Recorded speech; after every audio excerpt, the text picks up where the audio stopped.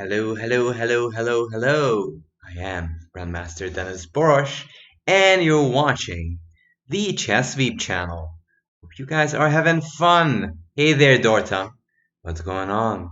So, as you can read from the title, or if you haven't, let me remind you, this will be Legends of the King's Indian 3rd. Meaning, we're continuing this lecture of the King's Indian, so this will be the main topic. But first, before we get into that, let me say my highs and hellos to the chat. Hello there, Arjun. How are you doing? Dortam, Wakanda Forever came in second. Mega Blaziken, Fuxia, hello all, and Akash. Hey Palam, how's it going? So I did mention in the Discord we have that you might be interested in that we're going to have a chess lab on this weekend. Now, the time is still tentative, but for subscribers, we're going to have opening questions answered. So if you have questions, feel free to ask them, post them on a Discord, and I'll research them and give you an answer. Now, of course, if you ask me a question about, okay, how do you defeat the Slav ultimately? I won't be able to provide you an ultimate solution of how to defeat the Slav, but I can give you pointers, and in fact, that's what I will be trying to give you. Pointers of how to play a system or play against the system. But of course, I have my limits. I am not the ultimate god of chess, not even close, but I will do my best and will provide you guidelines and ways to cope or play systems. Hello, people. Will these questions go up on YouTube? Mega Blaziken, yes, I'm going to read them and the answers will be posted. So we're going to do the lecture on that one, meaning the chess lab, and it'll be posted on YouTube after that. So it will definitely on YouTube, Mega Blaziken. Worry not. So, anyone asking questions, feel free to post it on Discord, and remember, it'll be fun. Don't forget, chess is mostly about fun. So, when we're talking fun here, let's have a bit of a look on the King's Indian defense. So I'm asking dear chat, do you remember the legendary players that we looked at previously?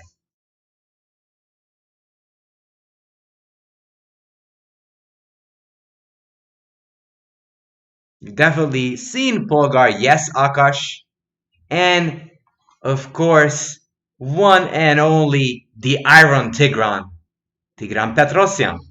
So we've seen both Tigran and Judith play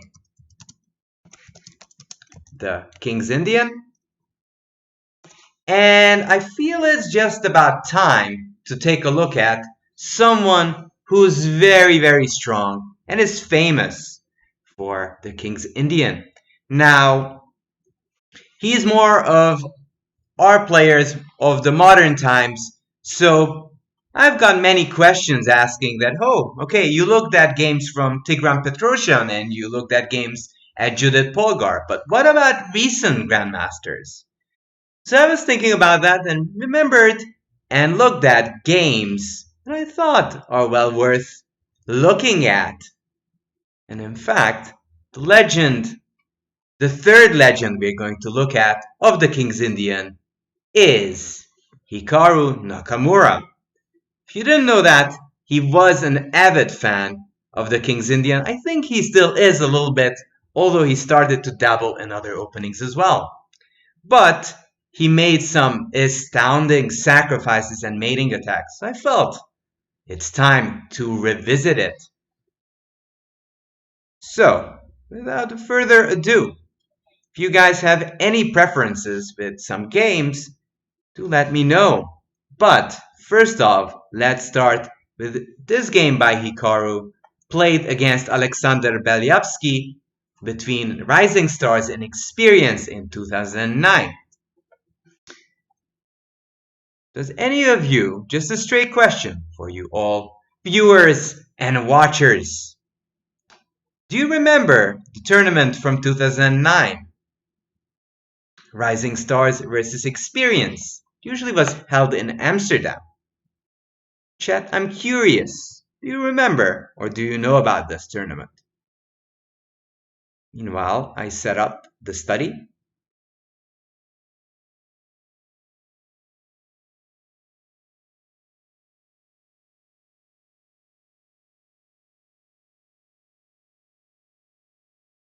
This game is from that tournament from 2009. We're going to rotate the board.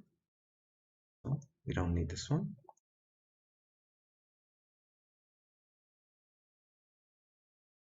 Naka is indeed a super strong King's Indian player, Palam. 89.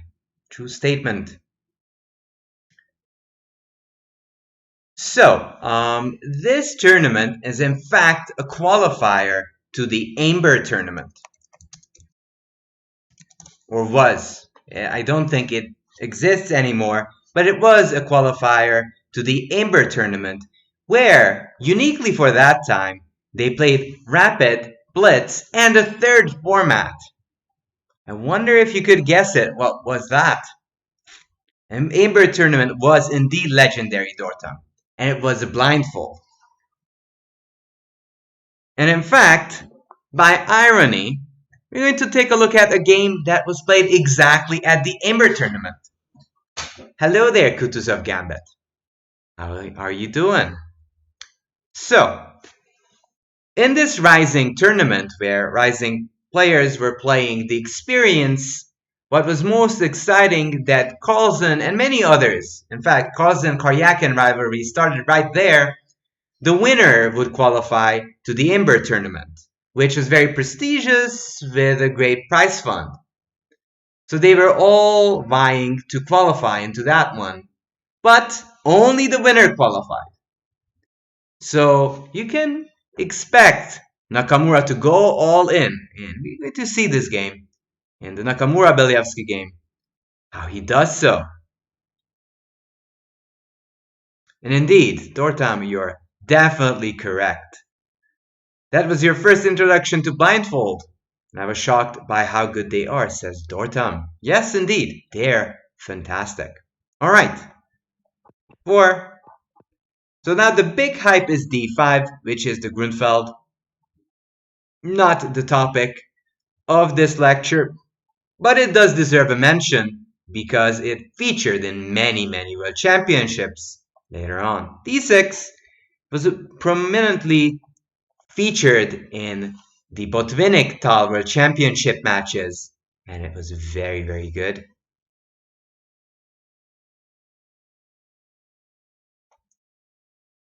So, D6 is the King's Indian, knight f3, castles, e5, and castles.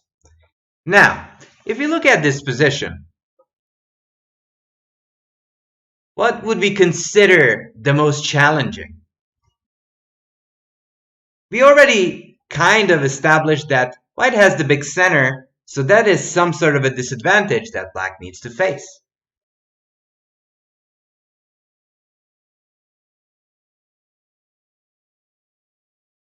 Knight c6, indeed. But why is knight c6 such an important move? Step by step, let's try to understand what's going on. Because I know a lot of times when we follow lectures, we kind of assume that knight c6 is the move, but why?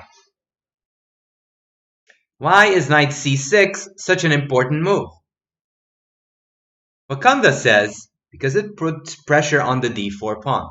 And in this sense, and I know this sounds weird, but the fact is, the King's Indian has similarities to the Grunfeld, which I showed before, in the sense that black is trying to put pressure on white's center. Now, black is trying to do that in the long terms, but for that, he either needs to attack these pawns immediately or close the position and then go for f5. But I'm going ahead. So knight c6. The point is, black is putting a lot of pressure on d4. Now, if white does not do anything about it, eventually black will get enough counterplay against the d4 pawn and can hope for lively play. And also, as Murphy the Goat says, we want white to close the position. In fact, I'm not even sure we want to, but white just decides to do so because he wants to relieve the tension in the center. Knight e7, and again, let's stop here and observe. The situation changed from a semi-open position, which could have been achieved, let's say, after e takes d4 and rook e8 with some pressure, which is not that good. It's supposed to be better for white. It goes from slightly opened to completely closed. So what will the fight really revolve around here? I'm saying Belyavsky is a legend himself. Yes, indeed. Thank you for mentioning that. Belyavsky is a legend, and in fact, he almost went all the way for the World Championship title, but then he met with someone called Garry Kasparov in the quarterfinals, and that was too much, but Belyavsky, to his credit, put up a valiant fight. And even though he went down, it was a protracted struggle and very interesting. So Belyavsky, who's still going strong, and even at this time, he was near his 50s or around that age, he has still 2662, which is quite a high rating for that age range. So d5 was played, knight d7. Now the question is the following. What should black be playing for? What should black be aiming for in this type of position?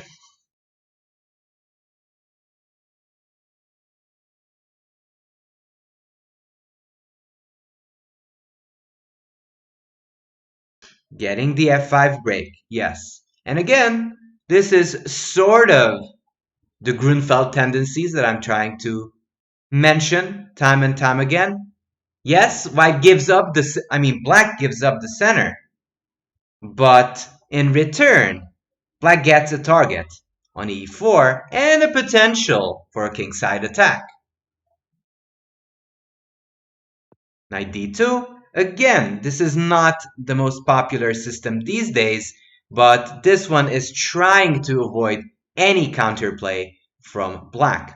Note that black often wants to go either knight h5 or knight d7. Let's say b4. One of the main lines is knight h5 and going to f4. Not fearing this exchange because then this bishop would be much more active. And that is kind of the reason knight d2 became popular for a little while, stopping any sort of active maneuvers for black. Now black is condemned to play somewhat more passive knight move instead of knight h5. Knight d8. Now, just a straight question for you, dear viewers.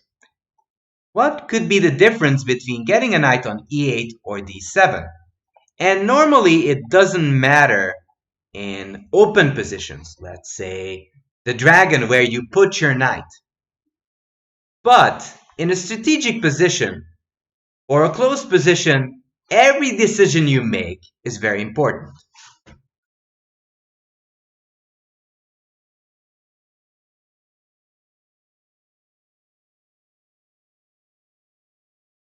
Fuxia is saying knight d7 allows white bishop g4, while knight e8 also does. So actually the big question is, what are the benefits of, let's say, getting the knight to d7? What's the benefit of getting the knight to d7 instead of knight e8? Henrik Fedler, also thank you for following, says delays c5. Yeah, that's a great point. Also, let's not forget, our main target is the e4 pawn, or at least the potential target in the position. How can we undermine that pawn? So knight d7 is pretty good. We're stopping c5 plans, which is part of white's plan. But what else is knight d7 achieving? Indeed, Wakanda forever. It also achieves the aim of potentially getting a c5 knight, which in turn will be useful attacking the c4 pawn. You can also play a5 just to stabilize and go c5. But Nakamura played knight e8. So what could be the point of knight e8 though? And if you ask me, I kind of prefer knight d7 a little bit because it's a slight bit more active. But knight e8 also has some points to it. What could be the idea that Nakamura is banking on?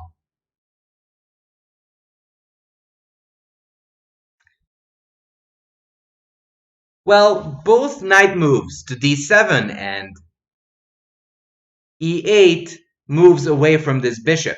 And that's actually a positive, of course. But that goes for both knight d8 and knight d7.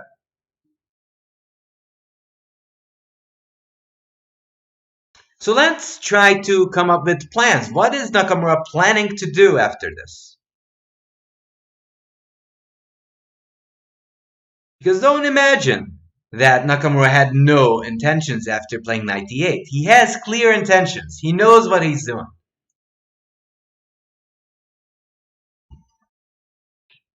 And indeed, of course, black is trying to play f5. Now remember, if the knight would be on f3, f5 would be a little bit dangerous because knight g5 and knight e6 is problematic. You want to avoid that at all costs. But the situation has changed a lot because knight is on d2. Whenever we play f5, the knight is just 2 moves away from getting to g5, so we can stop that plan with h6. So one of the plan is to go f5 and put pressure on e4. But there's a defensive idea behind knight d8 as well, namely defending the c7 pawn and the d6 pawn. So it's kind of clear that white is going to go for b4 c5s and sometimes even c takes d6. Now, whenever they take on d6, you can take with the knight and put pressure from there on e4. Or b4 c5 cd, you can take with the pawn, and there's something that this knight on e8 achieves that a knight on d7 would never do. What is that? And that's actually an important point to knight d8.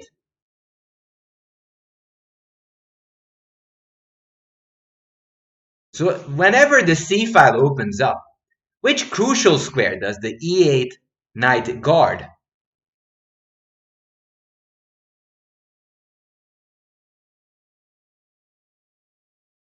Mega Blaziken says, I would never in a million years have thought about the defense of the c7 square. Indeed, that is the point. So even when they attack with b4, c5, cd, cd, at the end of the day, that square on c7 is pivotal for white's attack. And if you don't get it, it'll take some extra time for white to break through. So that is the big point of knight e8. But let's continue. b4, f5, c5, knight f6. Now, there's always a dilemma here. You just heard the benefits of having that knight on e8, but this knight is still fairly passive over there. Backing up, thank you for subscribing for 4 months. Hello, hello. Welcome to the stream and welcome back. Hello, Hammer. Hammer. Oh my goodness. Welcome to the chat. Oh. So, I was just praising this knight on e8, that it defends this c7 square and this d6 square, but the thing is, it's also quite passive. It defends against... You're not Hammer, but you appreciate the warm welcome? Well, still. In any case, so, The knight does some good functions, but you can't really checkmate with just pawns. So Nakamura decides, okay, it was okay just to move it back to e8 and then just play f5, but now it needs to go to f6. But if he did go to f6, what could be the main point of going back to f6, apart from trying to attack?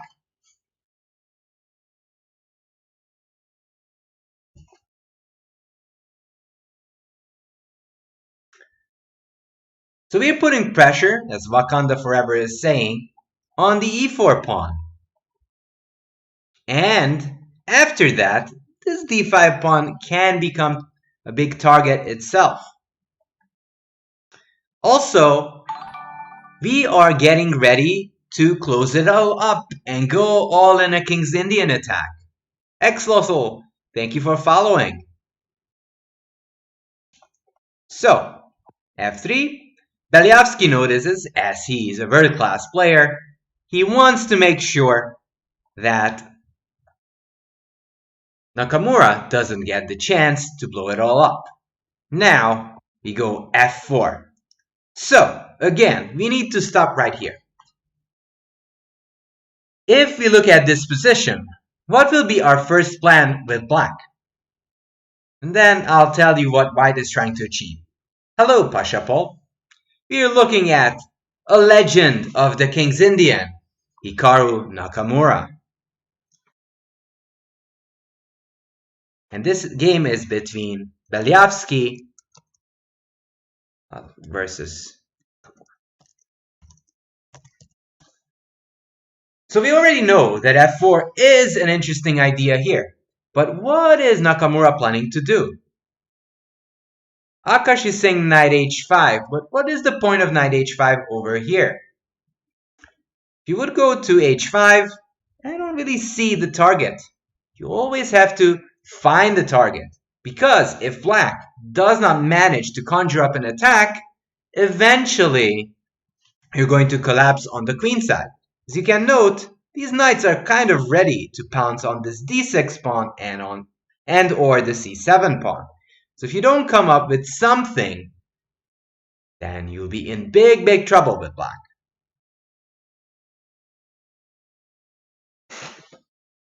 So yes, it's obviously not a trivial win, but we're trying to understand how we can play this position first.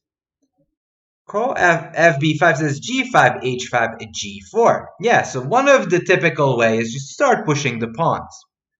On the other hand, once you start pushing the pawns, you do take away from yourself ways of attacking. Denishior, thank you for following. So one of the ways is start pushing the pawns. So one of them is pawn storms.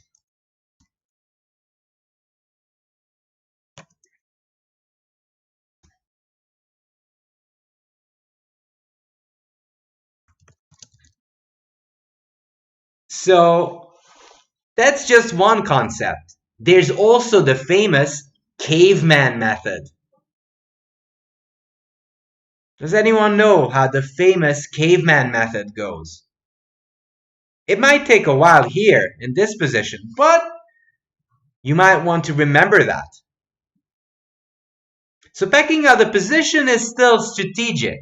It's not quite ready for an attack, meaning a direct attack against the white king or pieces. Hello, Paragon Shah. Well, yeah, that is the direct translation of caveman chess, the fuchsia, when you say throw material at the king until something good happens. That's true, but the caveman attack is famous for being g5 and getting the rook lift, attacking the h2 pawn, dropping the queen to h5, and roar on the h2 square.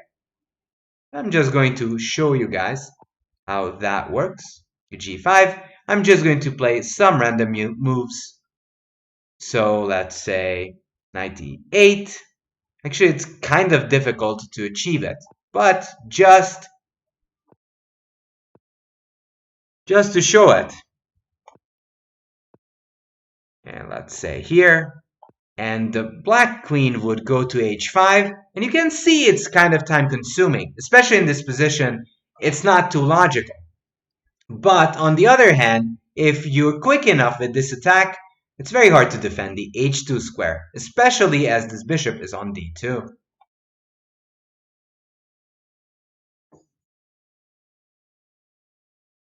Yeah, it is very close to the Dutch way of attacking, Akash. So, that was just a demonstration. So, you can go this way of g5, h5, g4, g5, a4. And there's a third way where you combine the two. And in fact, that's what Nakamura did here. He combined the pawn storm and a bit of caveman. So, if we can get this rook on h6, and after h5 it doesn't really make any sense, where would you love to position your rook in the future?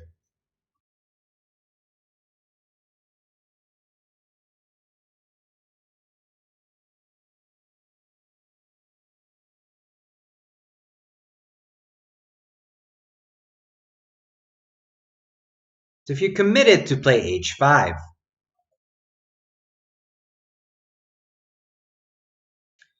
where would you position your rook then? Akar says g6 on the g file, exactly.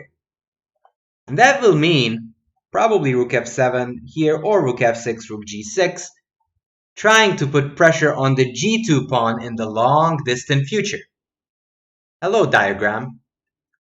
So, knight g6, just bringing some more pieces to the attack. Now g4 is obviously a no-go because there are just way too many pieces stopping that. There's 1, 2, 3 defenders and only 2 supporting the g4 break. That's a no-go. Bishop a3, rook f7. Now rook f7 deserves an exclamation mark because white is trying to set up some attacks on this d6 pawn.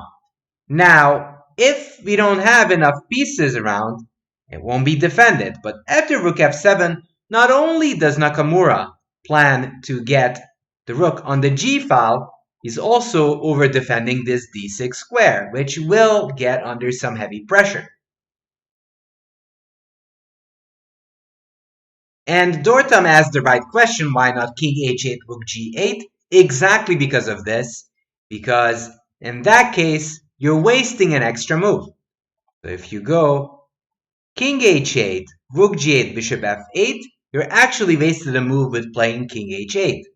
And in the King's Indian, one tempo will decide the game. So if you go here, here, so if you go here, already I will be attacking and you're a move short of defending the d6 pawn. That's how accurate you have to be when you're playing this opening. So rook f7, but this defends and also prepares this rook maneuver. a5, c6 is sort of playing against yourself. Black is more than happy to close up the position. c6, probably just b6, and you'll be mostly focusing on the king side. So white is trying to open up on the queen side, and if you manage to do so, there'll be problems for black if that happens. But if you checkmate, then there's nothing they can do to you, such as life, as Grishuk would say. So rook f7, a5, h5. Now g4 is a real threat because there's 1, 2, 3 supporting it, and this will be the fourth one whenever you push the pawn. b5, dc. So why did Nakamura decide to take on c5? What could be the reason?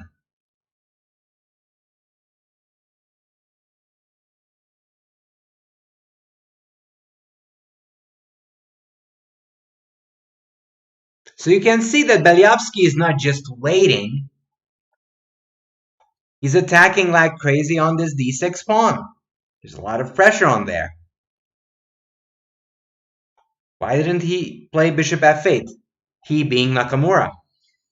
Well, because there would be b6 undermining the c7 pawn, and if that collapses and this knight comes in, probably you're kind of late with your attack. Therefore, Nakamura takes on c5, and yes, this does look positionally awkward. It allows sort of d6 ideas. The e5 pawn is weakened, but on the other hand, Belyavsky's play has been slowed down, and that's what matters. b6, g4, and b6 is a good move. Belyavsky is rushing with the attack and trying to stop Nakamura to setting up mating ideas and mating threats. g4, and you play this typical way, you're trying to open up the position. bc, rook c7. Again, question number, I don't know, let's say 5. Why did Nakamura take with the rook instead of queen?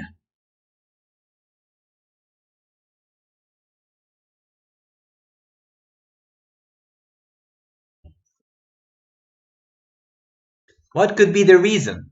Don't forget, whenever you're playing the King's Indian, you're thinking about mating attacks.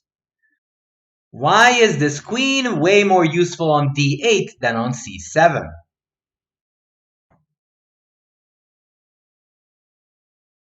It blunts d6. Prodigal, I'm not so sure. And hello there. Paragon Shah is saying because the rook still one move away from the g file, but the queen would have a more difficult time to get to h4. So rook c7, which is a good move. We want to go to h4. Why are we needing and wanting that queen to drop on h4 so badly?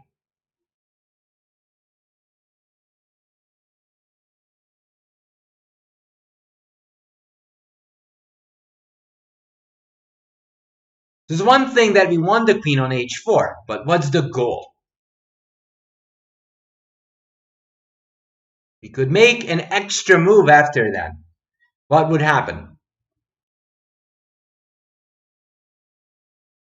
Indeed. So queen h4 g3, and that is, according to the principles of the King's Indian, is near a mating attack. And that's why the King's Indian is so glorious. And then there are some sacrifices, but we're going to take a look at that later. Knight b5, trying to get in and fight for that c7 square. Again, now you can see how important and crucial the c7 square is in the King's Indian. g3, ignoring it. Interesting. I take c7.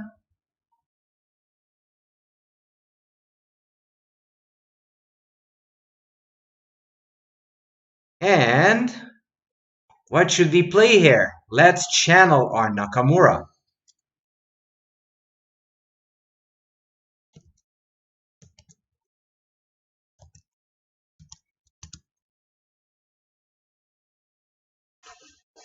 So now we already know something.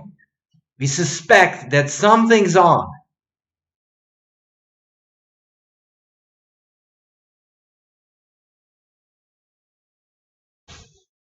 First off, we remember the mating concept, right? What's the mating concept in this position?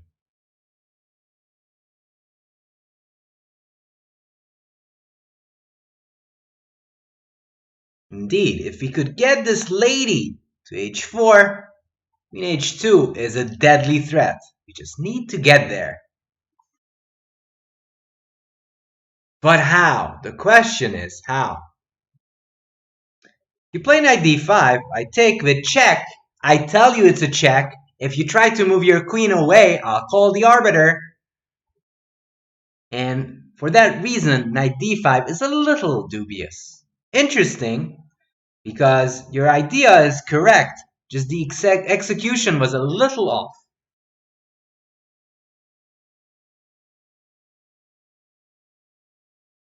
So I see knight g4 or knight e4. Now, both seem very interesting. The question is the following though. After queen h4, what's the only way for white to stop checkmate? Hello, Fireball. h3. So imagine we get the queen to h4. They play h3. Where would you rather have your knight? On e4 or on g4? Of course, you would love that knight on e4, which is brilliant.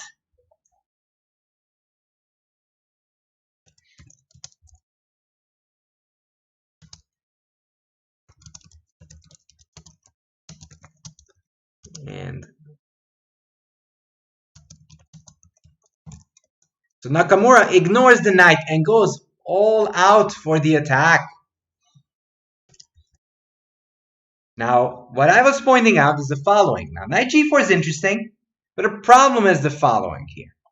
One, I can take, but B, I can go h3, and you can't really take there because your own knight is blocking the view. So knight takes e4 is the right solution here, and a fantastic sacrifice by Nakamura. And interestingly, Nakamura managed to make this sacrifice not once, twice in his career. And this one was against Baliavsky, but the other one was against Galfond. And that gets a mention, although we're not going to look at it in this lecture. The point is the following. If you take, I go queen h4. If h takes, f takes, sadly this bishop is not on the right square. You can move the rook anywhere you'd like. It won't stop me from mating you on h1. And sadly for you, you can't jump over that bishop. I mean, you would want to, but you can't.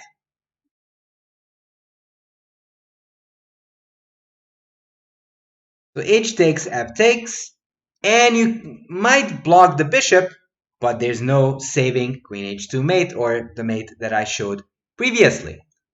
But if h3, then we have this beautiful typical sacrifice.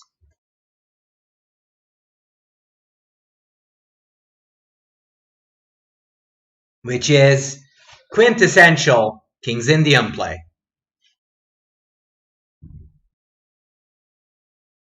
Of course, boom!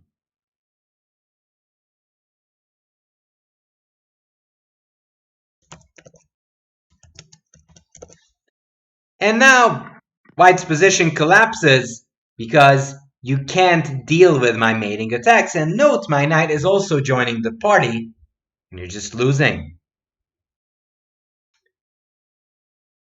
So therefore, Baliavsky, realizing that there's danger looming everywhere, decided to do something else.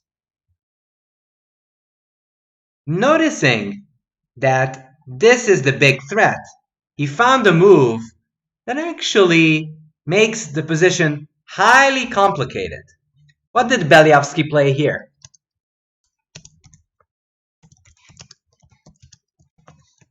Which is a very strong move.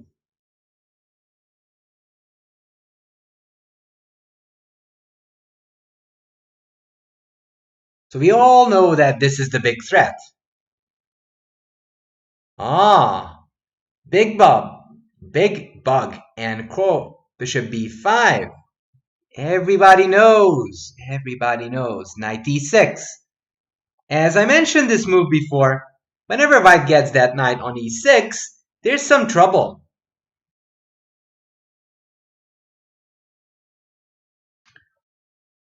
So Fireball is asking about the previous lines. Well, the fact is, you can give some checks, but that doesn't save the fact that you're getting checkmated. So I think was asking about this one. Takes. You can give some checks, but you still won't stop checkmate. Yes, you can give a check, but I'll just take you. And then there'll be no more counterplay. So therefore, knight e6 is played, trying to stop these ideas with h3. So now, we don't have this bishop takes h3 idea anymore. So we must look for a different plan.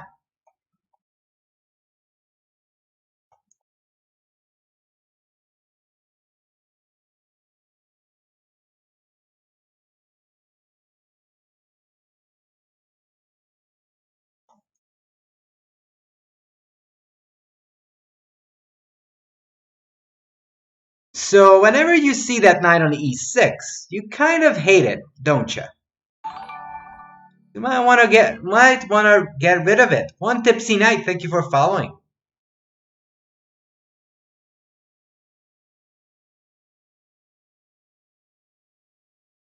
So how can we try to break through?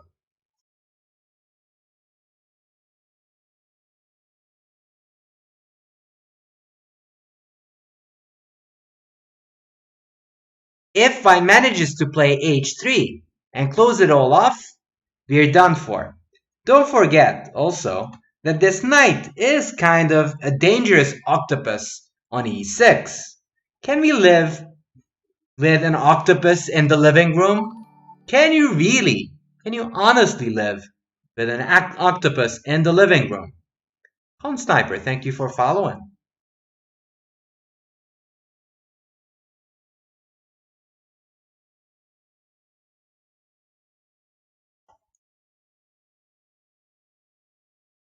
Evacuate the living room. Well, that's one way of looking at it, Paragon Shah.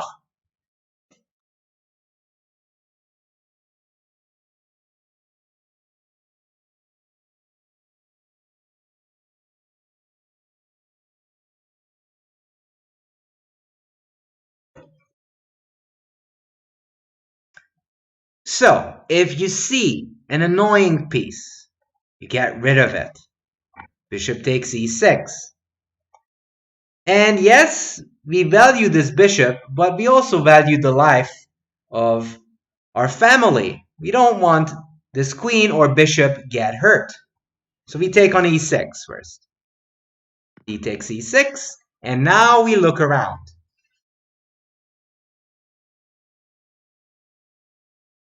So what is white threatening apart from exchanging and taking stuff?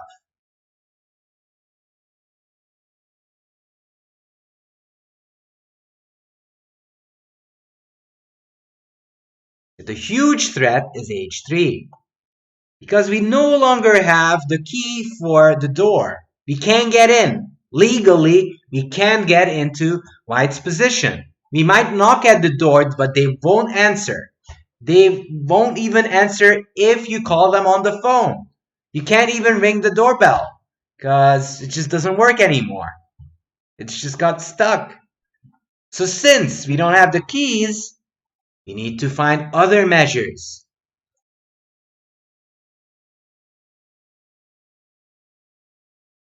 White is threatening h3. We need to come up with a different way of getting in.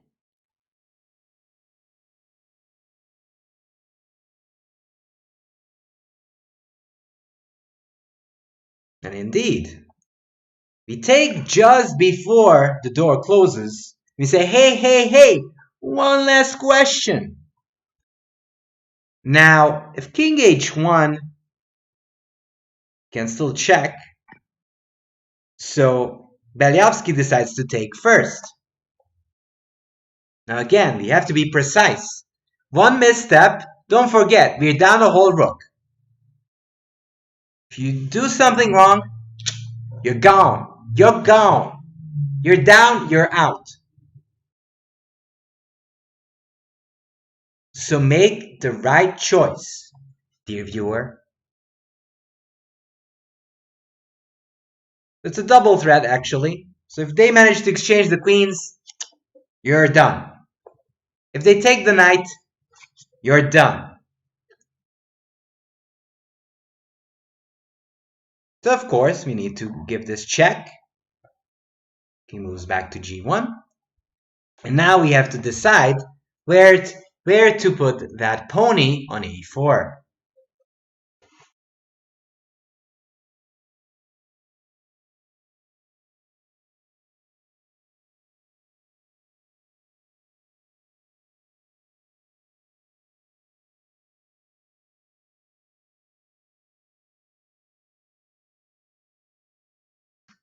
Knight g3, yes. So this knight is very powerful. Also, king f2 doesn't really do anything. We can always check and drive it back. On the other hand, we're not mating because whenever we check on h1, there's king f2 and the king runs away. If the king manages to run away, then there will be very little compensation. That's no good. On the other hand, this king is stuck on g1. Now, let's stop here and observe a little bit. Let's use a hypothetical. You guys like hypotheticals? If you don't, you're gonna like this one. So imagine that you could put a piece anywhere on the board and then continue from that position. What would you and where would you put that piece? I see bishop d4, so I guess touch this bishop. Let's say, I'm just making one move. You touch and put this bishop here. Makes sense. Interesting. And in fact, you might think that this is out of context. This is not how you should think. In fact, some grandmasters do think this way. They realize, I'd love to have a bishop on d4 because in that case, this king would have nowhere to hide. Oh, where's my study? Come back. Come back. Here we are. So, in case of that check, the king can go to the h file. If you go rook f2, it's mate on h1. So, And indeed, Fuchsia is right. Retrograde analysis. You imagine a position and work backwards. And you know who invented that one? Yes, correct. Everyone's favorite world champion, who beat Botvinnik. Michal Tal.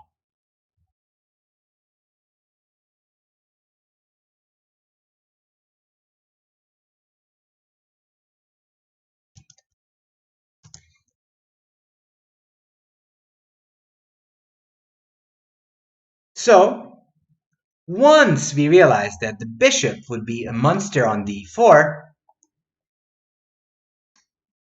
we already know what we want to achieve as black. Bishop takes c5. But again, Beliavsky knows what we are aiming for. So played bishop takes c5, and no longer it is that easy to get our bishop to d4. And that's why chess is such a complex and intricate game, because your opponent also knows what you're trying to achieve. But Nakamura is not going to give up that easily. So, how should we continue then, if we're not going to give up? If we want to live with our dreams?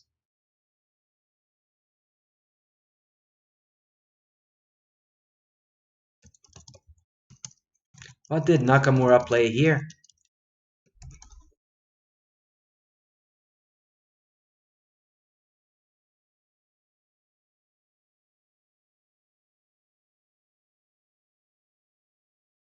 So I see rook d8 is an idea. I see e4. e4 is an idea. Rook d8 is an idea. rook d8, possibly there's e7. And whenever you take, I promote with check and not so great. Not so great. Rook d8, e7, takes, I promote, and you're still far away from getting a bishop on d4. Rook d8 is not quite good enough. Does bishop f8 work? So Manbear Panda, right now you're down a whole rook. So exchanges is not such a great idea in general, and you're down a whole rook.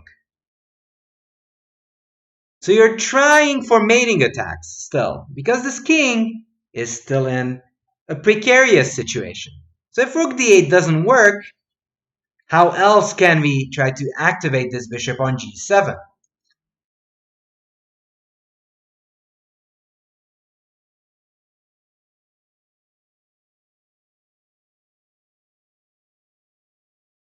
e4.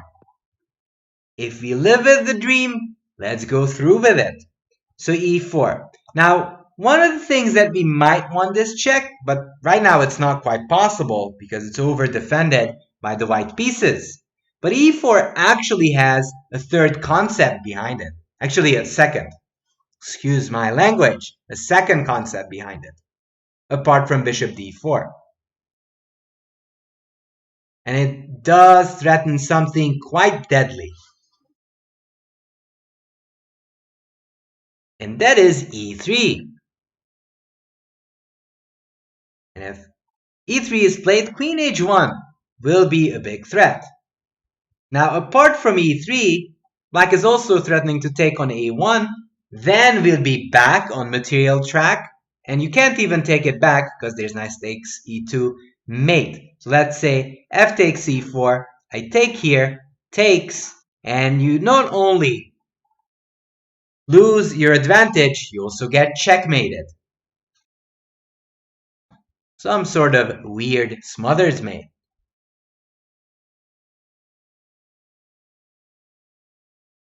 So e4 is actually very dangerous. Not only this is threatened, bishop takes a1 is a threat, and in the future, maybe we can use that d4 square for something good. But let's continue with the game, shall we? So Belyavsky didn't want to lose this rook, played rook a4, just trying to stabilize and trying to over-defend the fourth square. Yeah. So rook a4. Now, if e3, then there's knight takes e3. So look at that. There is some imagination of Belyavsky. You can't even capture because your queen is hanging. So you can't say that rook a4 is not a creative solution in the position. So e3 doesn't work. Then we'll have to look for a different kind of way of breaking through.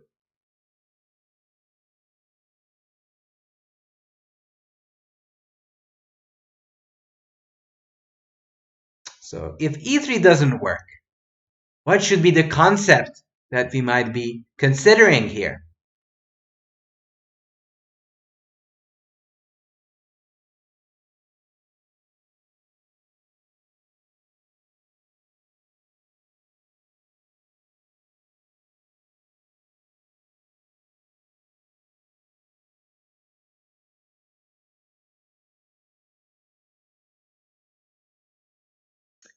If you play b5, I just take you.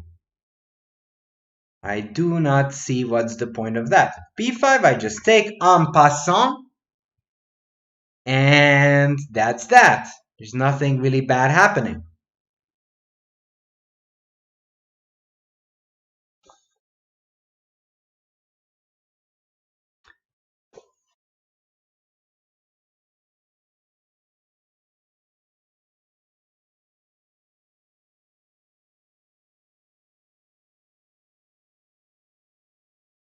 Was Binley saying knight e5? So what would be the point of your knight e5 move? I wonder. So don't forget, we still need to think about an aggressive way to give a quick checkmate. If you don't do it, you'll be in trouble.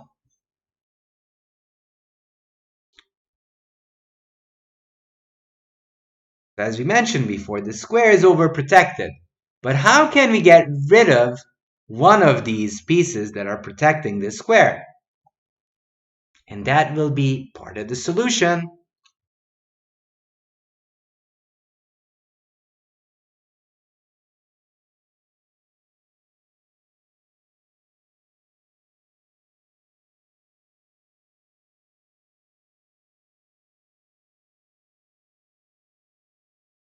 So right now, the square is protected. So Nakamura played rook c8, just as you said, fireball, attacking the bishop. Now there is no bishop d4 because of the simple takes, and knight e2 mate. So Belyavsky had to take on a7. But this is the moment Nakamura plays a fantastic move.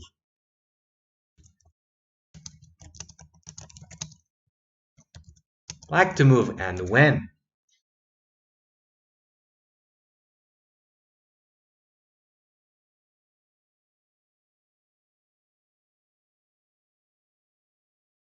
Hello, Texas Chess. So again, let's use our retroactive analysis. Where did we want to put this g7 bishop again? Where, you say? Which square?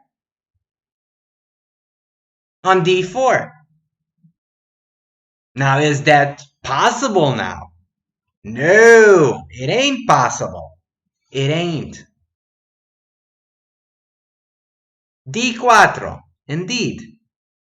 But it's over-defended. So let's overload Belyavsky's defenses.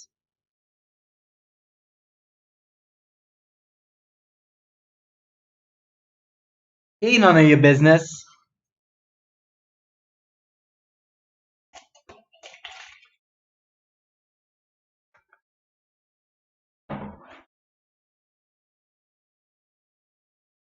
So don't forget, whenever you're trying to play e3 and trying to box in the king, this rook will do such a fine job because I'll take and then your queen will be in trouble. Same goes to rook c4.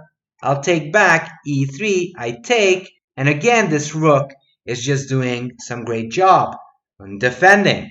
My king again will just run away when you start checking. I'm up so much material, you can't really play for that. That is a nasty little rook on a4, but it does a good job for white. But this bishop is misplaced.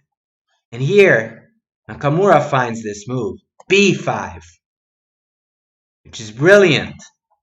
Overloading the defenses. It's forking, and you can't quite take here. But why not? Why doesn't this en passant work in this case? Now bishop d4. And it's over. You can't block because it's checkmate. And if you take, I not only give you a royal fork, you also get smothered mated.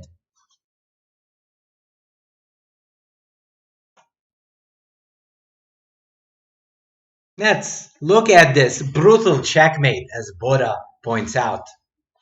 Isn't that beautiful?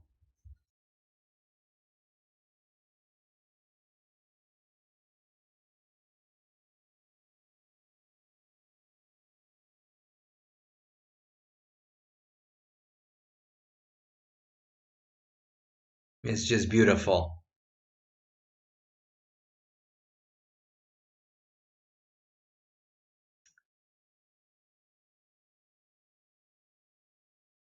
So, let's go back. And remember, Belyavsky actually didn't fall for a takes b6, but he had to deal with this beautiful line. And this could have been on the board, dear viewers. That is something. That is something. And People say, I don't like the King's Indian.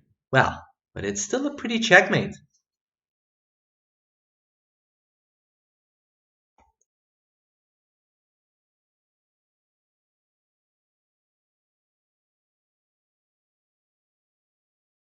So, that wasn't the end of the game, by the way.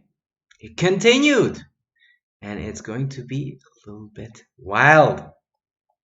So b5, rook b4, b takes c4. And is Nakamura still down some material? The answer is yes. Yes, indeed, he is still trailing by an exchange. Bishop takes c4, and now the situation did eventually change a lot. This rook is no longer defended on a4 and moved to b4, and Beliavsky's pieces seem a bit more scattered than usual. Let's try to find the decisive blow for Hikaru Nakamura.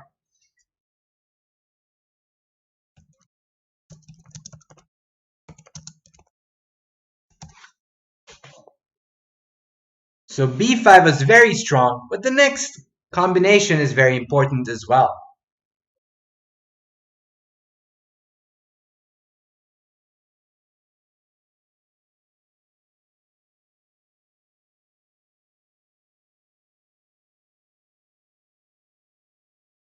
Never forget this rook is still sneakily watching over the position. Run till tomorrow? That's an idea.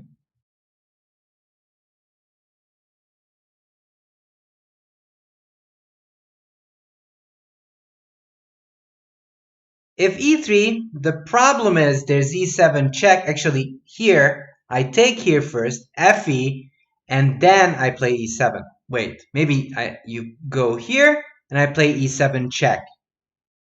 And if you go king h7, I'll take, takes, and there's bishop g8. So there's always some sneaky tactics going on. Fe and hop from the hunter. The hunter is just getting hunted over here. Therefore, you need to be precise even here when you're so close.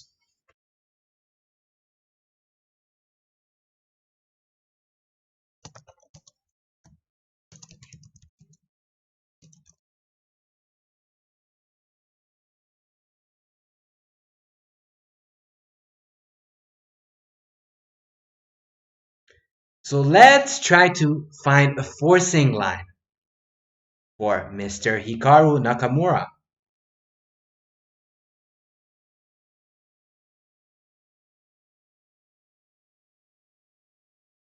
Now bishop d4 doesn't work because this bishop is still alive.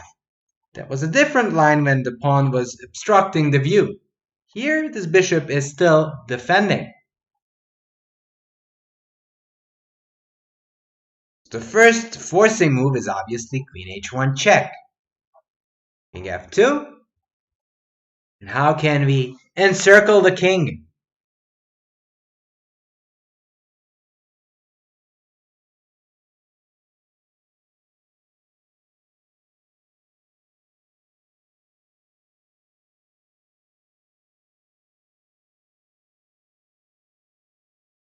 e3 now. Because it's a check, that's a big difference. You can't even go king e1 because shock. And you don't really have any squares to go to. You are just going to lose the lady and the game. Hello, Tango Somerset.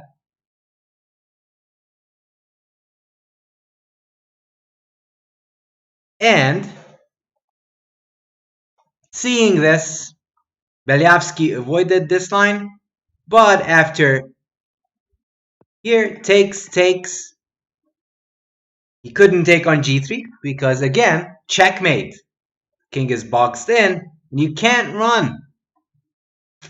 And this is also important. If this wouldn't work, this wouldn't be a win.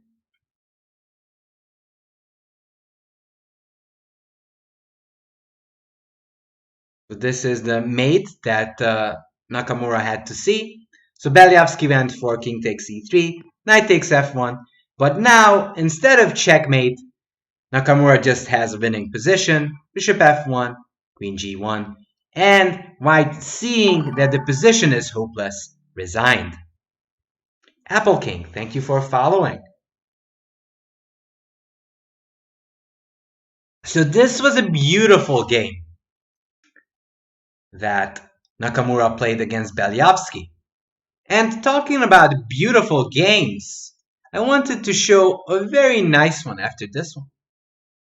The game played between Holt and Nakamura. And let me just congratulate Fortuna Chess Coach for winning a game following the footsteps of Judith Polgar. Very nice. And talking about that game, if you remember that one, you're going to see some resemblances in the game Holt Nakamura.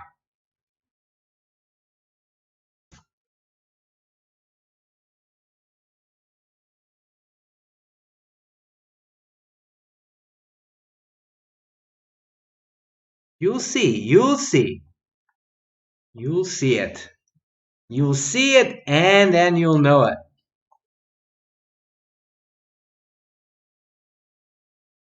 Okay.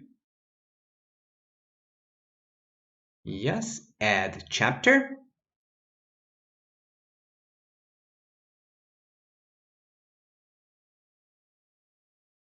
So this game was played in 2015 against the young and upcoming Conrad Holt against Hikaru Nakamura. Whoa, Truth Doctor, thank you for rating with a party of 9. We are just about to start and take a look at a fantastic game played by Nakamura in the King's Indian. RT, thank you for following. And just a link for all of you who wants to join our Discord in the future or Facebook. Those are the links. Do check it out. Ogyukes, thank you for following. So, this game is very exciting. Nakamura was obviously going for a win because he's always fighting for the top spots in the US Championships. Now, Conrad Holt is a very promising junior. In those days, he was even surging a bit. He even beat Mr. Wesley So with white in a Grunfeld. That's something that you might want to check out later. But here, we're going to focus on Nakamura's King's Indian games. And I wanted to show you this as part of his King's Indian legacy. Wakanda Forever, thank you for subscribing with a tier 1 sub. Okay, so without any further ado, let's start. Bishop g7, e4, d6. Just as a side note, this was played, the Grunfeld was played in the Wesley So Holt game where Holt was white. But Nakamura sticks to his King's Indian weapons. d6, castles, h3. Now h3 had a big boom these days. It is mostly known as Krasenkov's line. Krasenkov's a famous Polish grandmaster who crossed 2700, 700 that is, in the 90s, late 2000s. His favorite was h3, trying to go for more aggressive play. e5, d5. So, as I usually do, I always stop so we can observe a little bit. So what can we observe? What's our first thought whenever we see e5, d5 being played? What's the difference with the pawn being on d4 or a pawn being on d5 instead?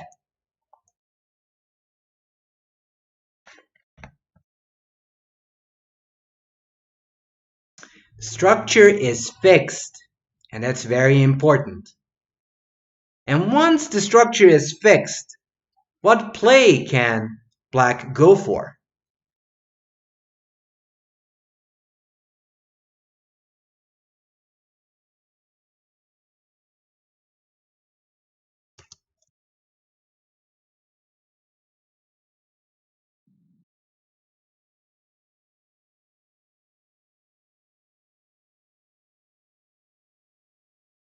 we can go for the f5 breaks. Yes, indeed. And talking about similarities, we already talked about the King's Indian in previous two lectures on Petrosian, and we also discussed Judith Polgar. So if you're interested, there's some YouTube links and previous lectures that you might want to check out. This one actually going to be fairly similar. So get your notes out and use your head. You might remember the solutions. So knight h5. The point is, black is trying to play f5 and try to get the knight on f4 as well. Blood G92 is raiding with a party of a 19. Thank you so much for the raid. Hope you had a good time. You're actually looking at some classical King's Indian games by Hikaru Nakamura.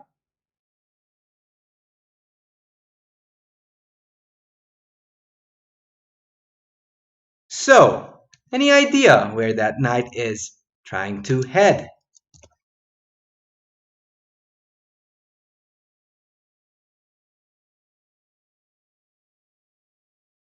Hello, Olympiad. How's it going?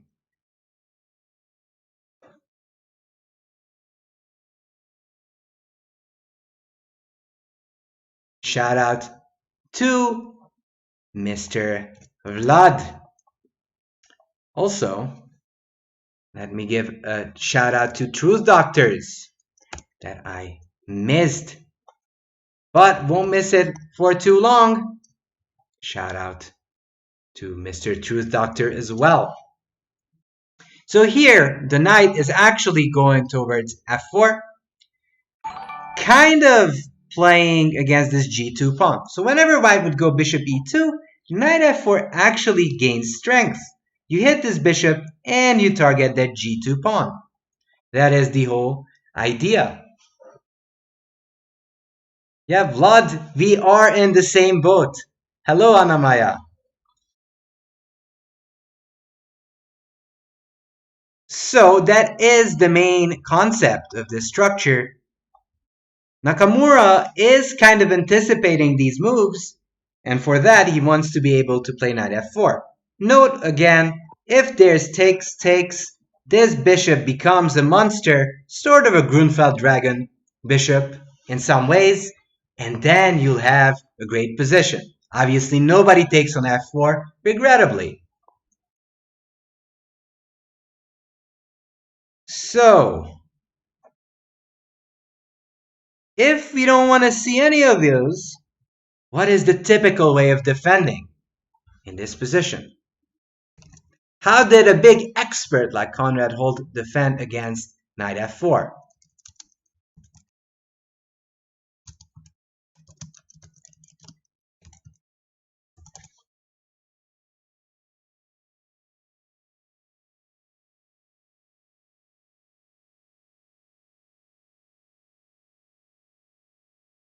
Indeed, g3.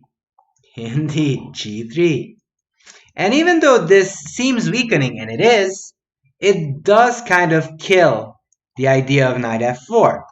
Also note, f5 is a little dangerous because takes, there's knight g5, getting the knight to e6. And if that knight ever jumps to e6, as black, you must be scared. Ooh, you should be scared then and run away, because that would be bad news. So, if we're not really happy, and also we don't want this knight to be undefended, how can we continue here as Hikaru Nakamura? What would be a typical idea to support that knight on h5?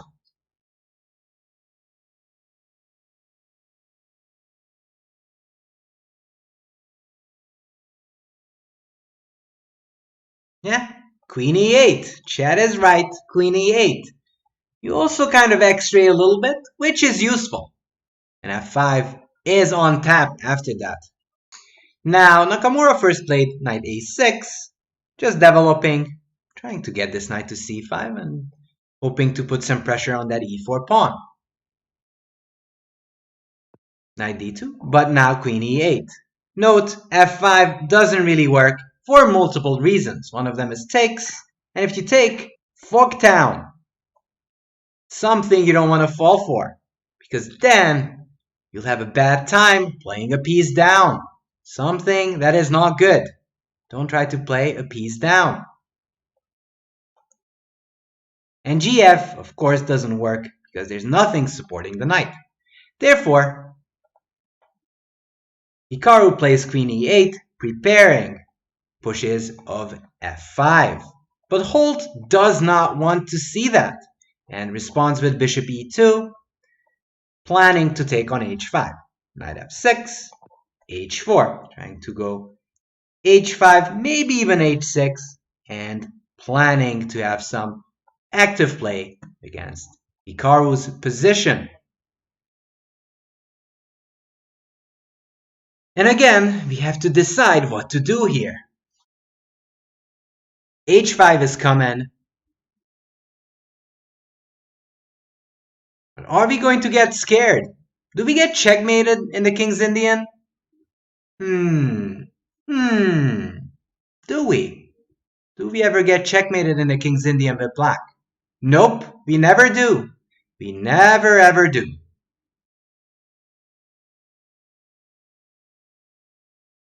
And there's a weird rule of thumb whenever you play this opening. Which side do you usually play on, dear viewer or YouTube watcher in the future?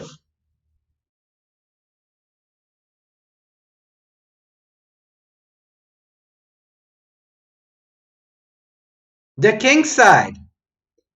So if we already know which side we're trying to play on, how should we continue? Hello, Blue Nebula. Have a great night, Blood G92. Thank you for the raid.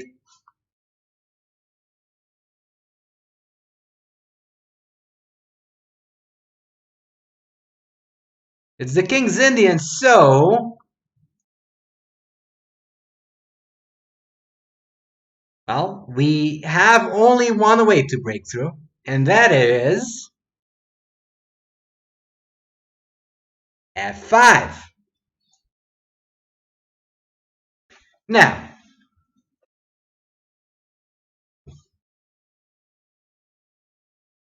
big yeet indeed, isolated pawn.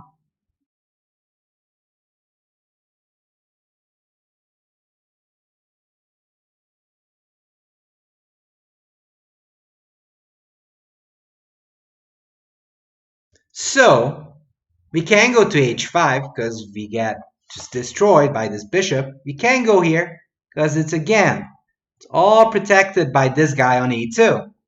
Our only hope is knight d7. h5. And we don't ever get scared of anything. f5. Let's go. H takes g6. Now you don't necessarily want to take with the queen. Why? Because takes, knight e4. And once white builds a stronghold on e4, you get into big trouble. Also, there'd be some other issues. So, black decides to take with h takes. This is better. Also, this provides more shelter for the king. E takes f5. And if you remember our previous lecture on Judith Polgar, you might find Hikaru Nakamura's next move, which is just beautiful. Apollo 6096, thank you for following.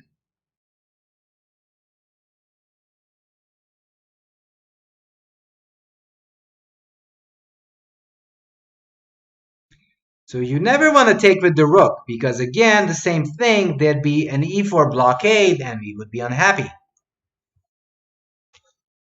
Now, if we talk about the fact that the white king is a little bit miserable in the center, What do you need to do if your opponent's king is stuck in the middle with us?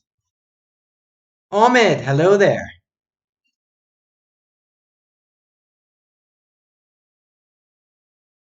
Open up.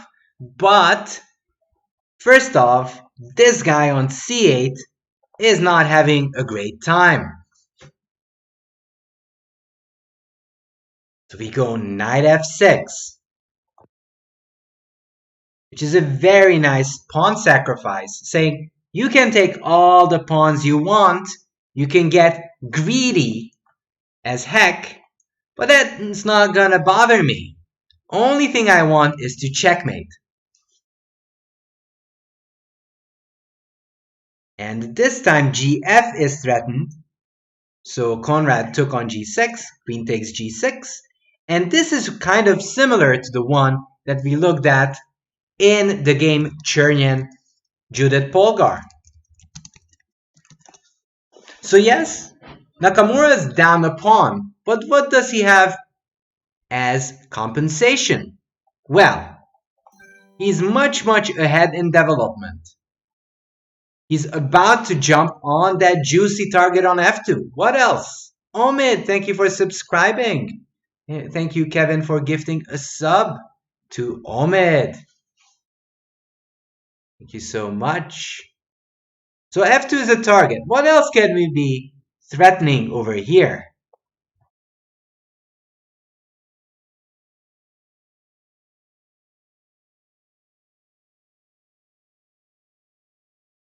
Yes, knight b4 is coming with good old fork towns.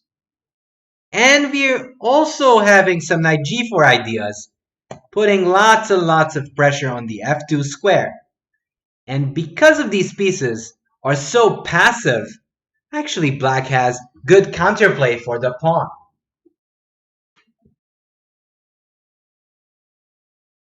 So let's see how this continued. And I just warn you, this is going to get very dirty in a good way. So Conrad Holt decides to just activate this bishop. Knight f3. Now, Holt is trying to consolidate. We need to stop it as quickly as possible. How can we stop Conrad from stabilizing? Well, of course, with knight b4. We're going in, threatening knight c2. Knight h4. Holt is fighting. Holt is fighting. Queen h7. Very nice little move. Saying that, okay, this is dangerous, but your rook is undefended. And knight c2 is still a big threat. So he plays dangerously so he can keep these threats open of knight c2 and knight e4. King f1. Bishop f5. Note that Nakamura is not rushing with the attack. Whenever he gets the chance, he brings in some extra reinforcements. Because this knight c2 is still a threat. You don't have to play it unless you feel it's the right time. Check refer. Thank you for following. King g1, bishop c2. You're swarming in. Queen d2. And now it is due time to go all in. How can we do that? Black to move and attack. Let's swarm in, chat. Let's swarm on in.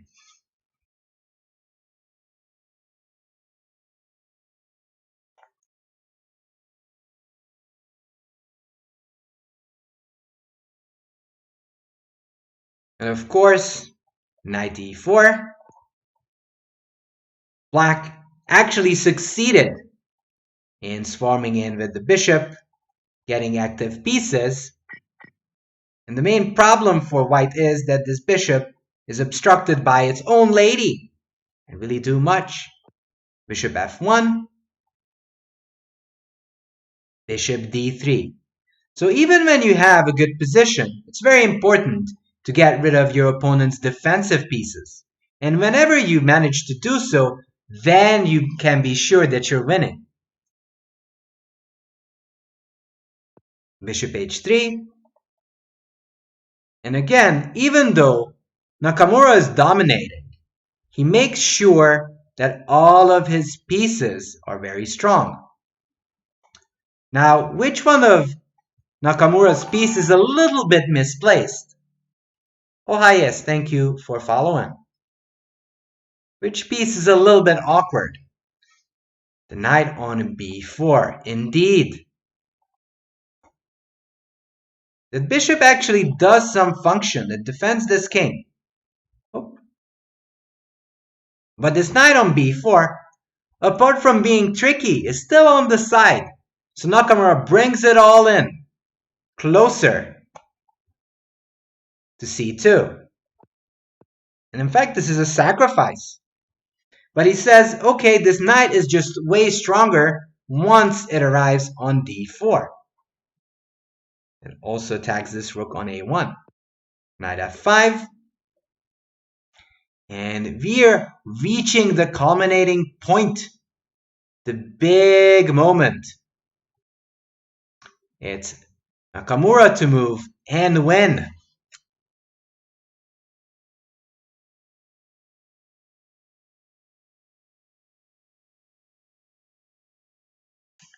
Remember, there's nothing better than checkmate.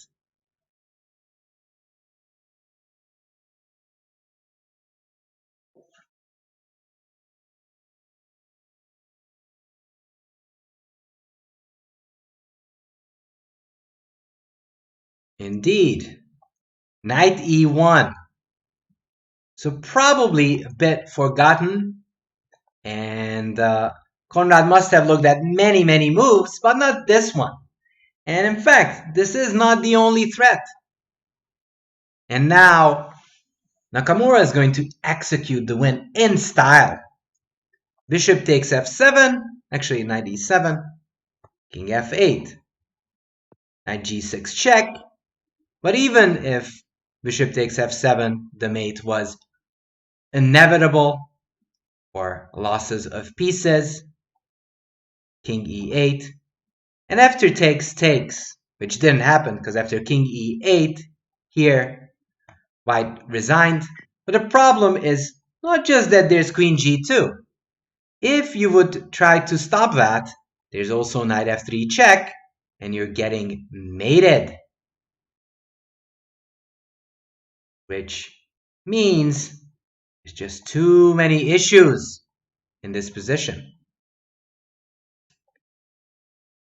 So therefore, here, Conrad Holt resigned. So, this was the second game, but third of all is the Amber game itself. And that was played against Kramnik.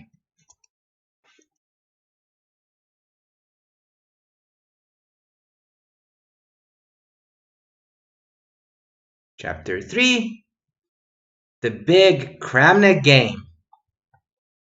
So what is actually fascinating?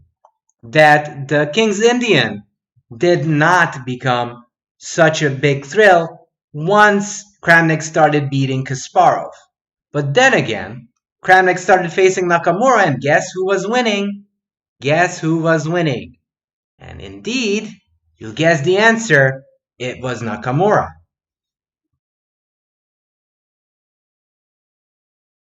So let's take a look. From Arady, we get back into the classical line. e5, castle, knight c6. So as we talked before, there is an idea behind knight c6 which is kind of resembling the Grunfeld. Black is giving up these central controls and central squares, but for an exchange, Black will have some targets on d4 and e4 respectively. So this game was played in 2011 in the Amber tournament, which is famous for rapid blitz and blindfold. d5, knight d7. So white actually decides to release the tension, but then this leads to these closed positions which can be very edgy, sort of in the style of Nakamura. Sure thing, Bomberstar. Knight d2. Again, knight d2 is the one we saw in the previous game played between Beliavsky and Hikaru. Knight d2, a5. And this time, Hikaru decides to avoid knight e8 and plays a5. What could be the idea behind this a5 move?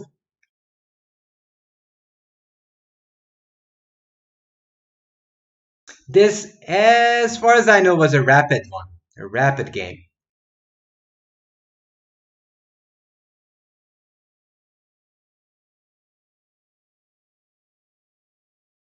So one other thing is, black might want to bring and build a stronghold on c5, bring a knight over there, build a stronghold.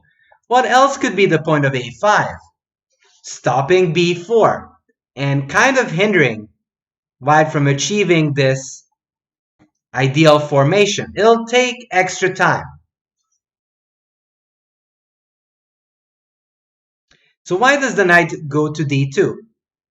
The answer lies in this. In the bayonet attack, which was played by Kramnik previously, there is this move knight h5 with the idea of getting the knight to f4 and trying to either activate the bishop when they take or to take that e2 bishop. Now, after knight d2, knight h5 is not possible because that square is protected by the bishop. That is the explanation, and that's the idea behind knight d2. Also, white wants to play f3 to stabilize the structure. a5. So this time, Hikaru plays a different concept. a5, a3, king h8, rook b1, knight d7. So king h8 is somewhat of a non-standard move. But then again, if you think about it, eventually you might want to use the g file. And that's not necessarily going to happen, but that's a potential idea in the future. Once the pawn reaches to f4, that g8 square can be very useful for maneuvering, or this rook g8 idea of putting pressure on the g2 pawn and later on the king. But we shall see. b4, f5. Now f5 can be played easily because the knight has moved already. Because if the knight was still on f3, there would be knight g5 and knight e6. And I can't help emphasize that one a lot because it's important. If you let that knight jump on e6, it's game over. So you can't allow that. f5, f3. Now if white would take on f5, just a good old strategic question for you, dear viewers. How would you take back?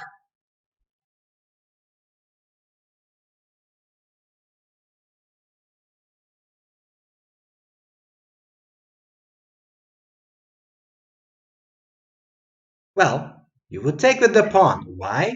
Because eventually you either want to activate your bishop or still cling to your good old King's Indian ways of trying to checkmate the king. Now, if you take on f5, the problem is you lose control of the e4 square. And that usually guarantees a solid advantage for white, and it also kind of bodes well with the plan of c5 trying to pressure the d6 pawn. Note on the other hand that this knight can go to d4 in this specific case, which in some cases can be very interesting.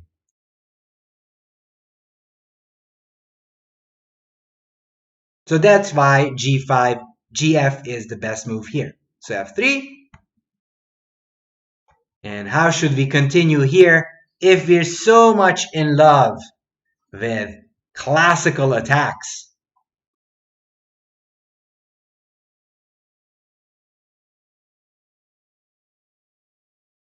F4, yes, Blokroa. F4, of course. Going in for the attack.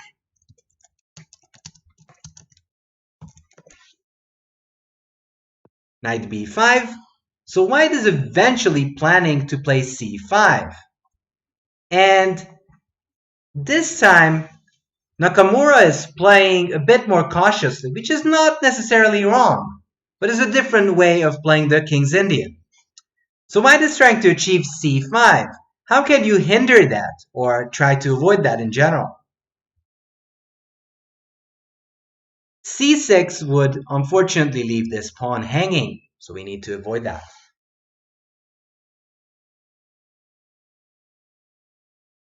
b6, yes. So this is kind of a unique way of playing the King's Indian. He's trying to stop white from playing c5.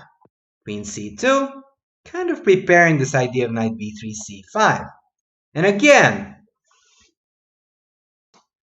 Hikaru comes up with an idea which is kind of rare. We're actually going to snap this knight b3, c5. Yes, von Hoffmann. a4. And that's kind of nice. You rarely see this, but in fact, Hikaru is stopping this move, and now it's getting increasingly hard to accomplish c5.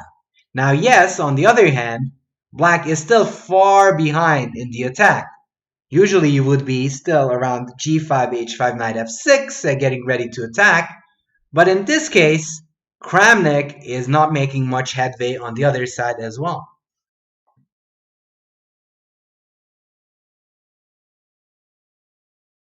I mean, it's very rare to come up with ideas in the King's Indian that are so positional. Fuchsia, that is what I mean there.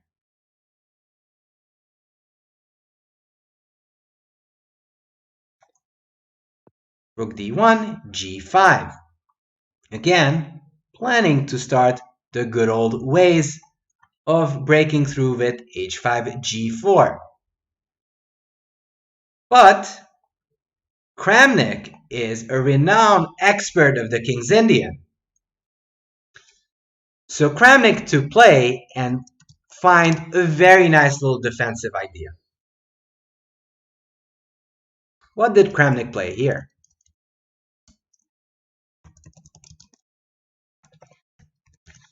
So it's clear that Nakamura is trying to go h5, g4. And that can be very annoying if you don't have enough counterplay on the queen side. And the move is, of course, g4. This is a typical defense. Kramnik is closing up the king side. If you take, h takes, and according to practice, this is usually not enough. White has enough time to regroup, and it's usually just not enough for an attack for black. g4, h5. But Nakamura is relentless. He still is putting pressure on the g4 pawn, h3. So when you look at this position, which side would you take?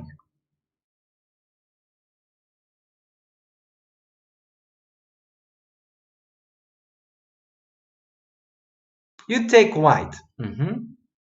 Okay.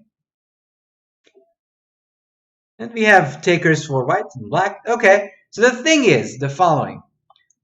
Black no longer has such a raging attack that is usual in the King's Indian. On the other hand, white isn't breaking through either.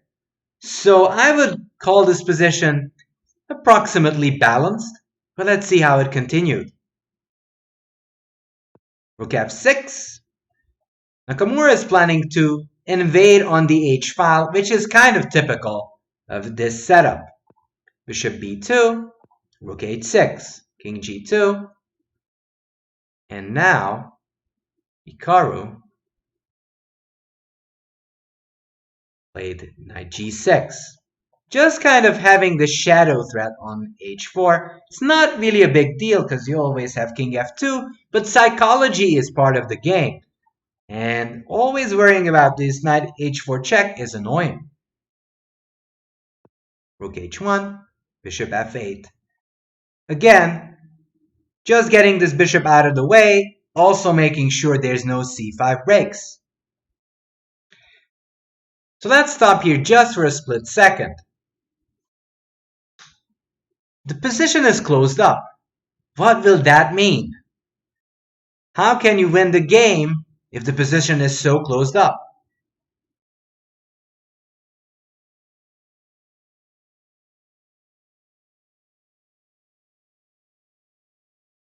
Well, eventually you'll have to open the position in some ways or somehow. Question is how to do it. Let's continue. King f2, knight f6, bringing in the heavy artillery.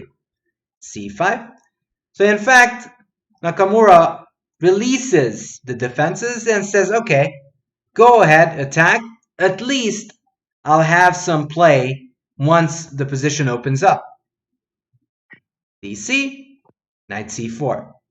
Now, c5 is a typical pawn sacrifice by Kramnik. He says, okay, you can take the pawn, but if I manage to take on e5, you'll have targets everywhere and your king will be extremely weak.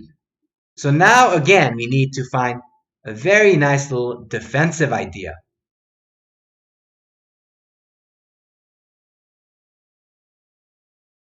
What did Nakamura play here?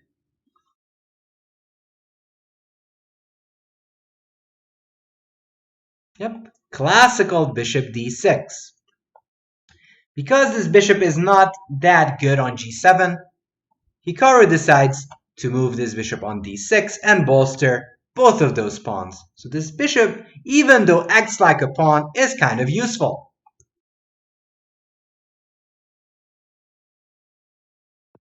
Bishop c3, king g7. Queen b2.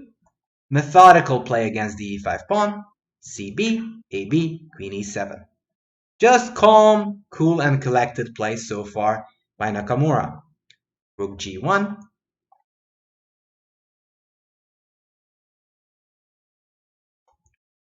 Bishop d7, takes, h4. And now it's heating up. You can't really take because g5. Takes, there's g5. So, we need to decide what to do here. And this is an important moment.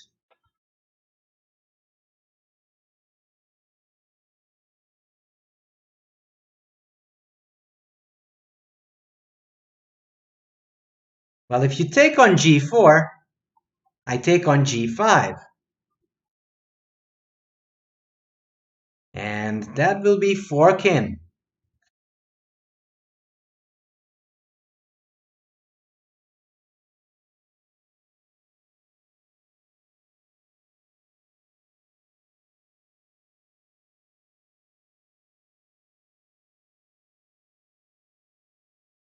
The question is, what is the best defense in the King's Indian?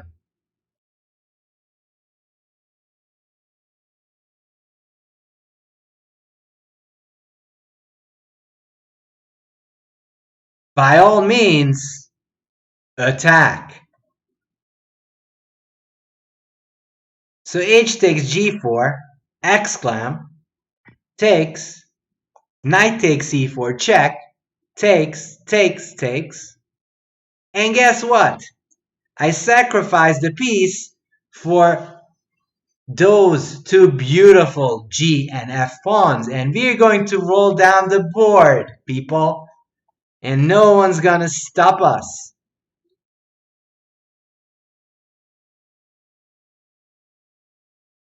So now let's do it. Let's start rolling. F3. Just removing this defender, also creating a good old outpost for the knight. Knight takes b6. Oh my god. The rook is under attack. The bishop's under attack. Are we scared? Are we scared of those attacks?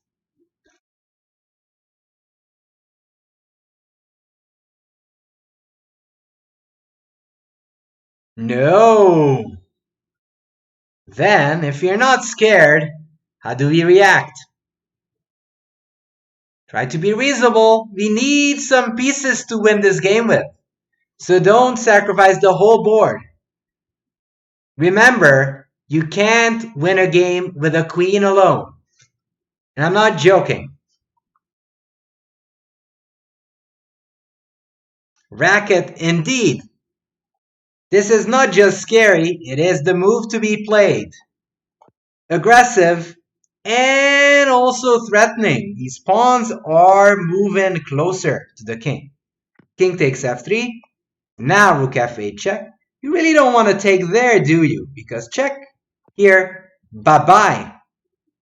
You're going to get mated on the h-file.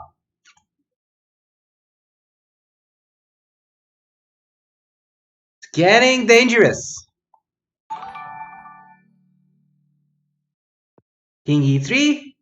Now we need to attack. Progmax, thank you for following. So a3 is an interesting idea, but you want to focus on the king, because if you checkmate the king, it's over. And if you win the lady, doubtful. Also, the problem with a3, I have queen d2. Over defending the g5 square, and then you'll need to find a way to break through that way.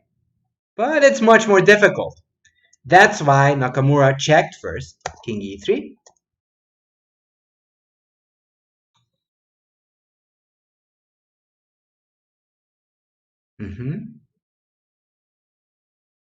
Queen g5 check, of course.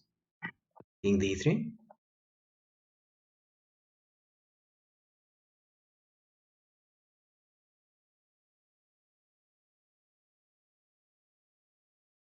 And let's chase the king around the board. Bishop b5 check. Yeah.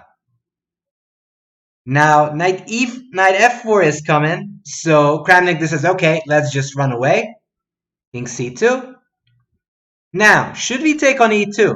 The position is already getting very promising. But the most precise way to win a chess game is to keep attacking your opponent, even if you're up material or winning. Doesn't matter. Keep going. Rook f2. Yes. Why do I like rook f2? Because it's the most active way of putting pressure on white's position.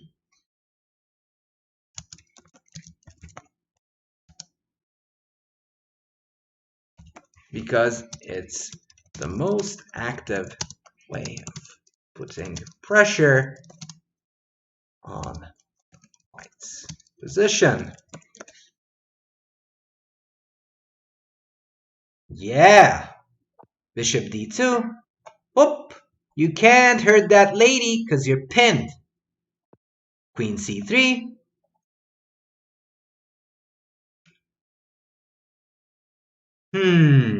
So now we captured that important piece.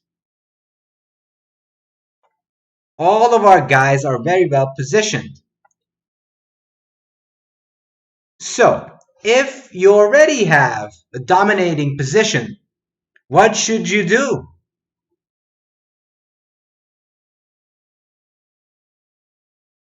Push your pawns. g2. Rook g1. So now that's blocked. So we have to come up with a different idea. So king 666 says just win. So saying winning, it's easier than done. You always have to come up with a plan even when you're dominated. That's very important. By the way, someone was asking, have we done previous King's Indians? Yes, we have. Check out this YouTube lecture from previous and also a link where you can join us. Not one, but two. Yes, exactly, Mega Blaziken. This is the third kid.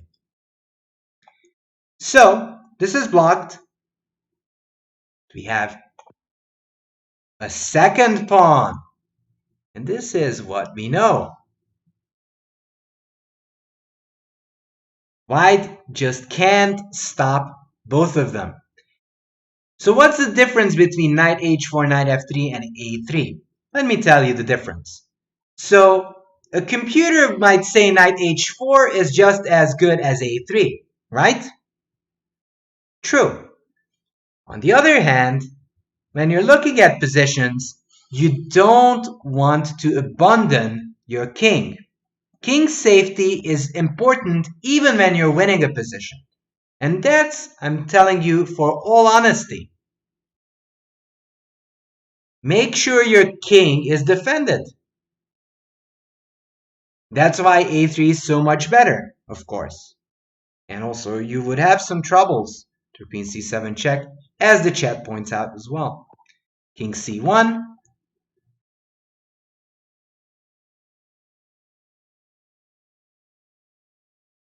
And now, Nakamura goes all in and wins the game.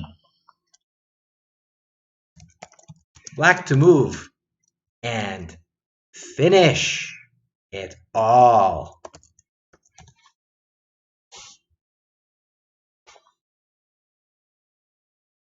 It's a beautiful finish.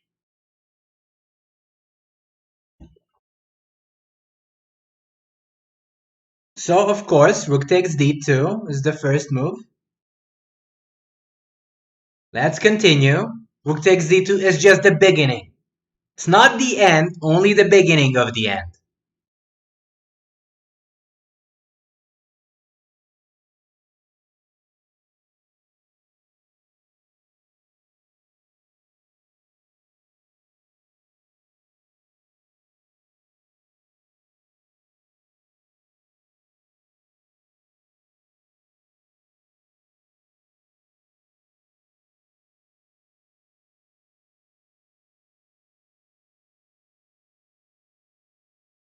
So rook takes d2, queen takes d2, a2, which is a very nice little intermezzo.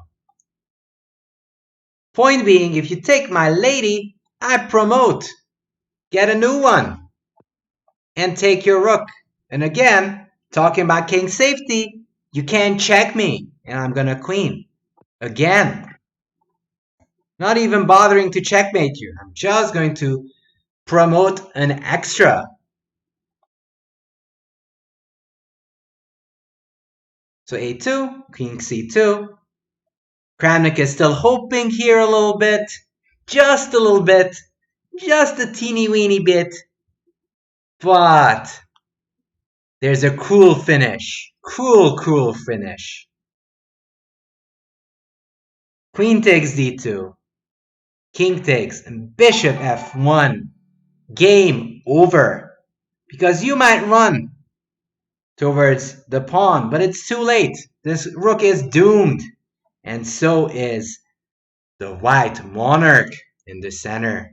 Therefore, Kramnik resigned because king c2 runs into queen on a1, and it's over. Thank you for the follow. So I really hope that you guys enjoyed this third lecture about Hikaru Nakamura's fantastic King's Indian games. And if you want to be part of this channel and you want to see some future lectures, feel free to follow, subscribe, whichever you'd like. The Prismo, thank you for following. Also, we have a YouTube channel that you might want to check out as well. Merle Dixon, thank you for following. And just as a future note, I'm going to do Chess Labs. If you haven't heard of that, check out our Discord. Again, for that, I'm going to pull that up. What? I just pulled that up. And there I explain it. Merle Dixon, thank you for the Twitch Prime. Welcome to the ChessWeeb channel. Anobal, thank you for following. So there I explain opening principles for subscribers and give you ideas of how to play openings or against openings. With that, I finish this lecture. Hope you enjoyed it and going to raid. So this time I'm going to raid someone who haven't raided at all, but I feel it's time, which would be a little bit different. I do like other games as well, so I hope you guys will enjoy this channel as well.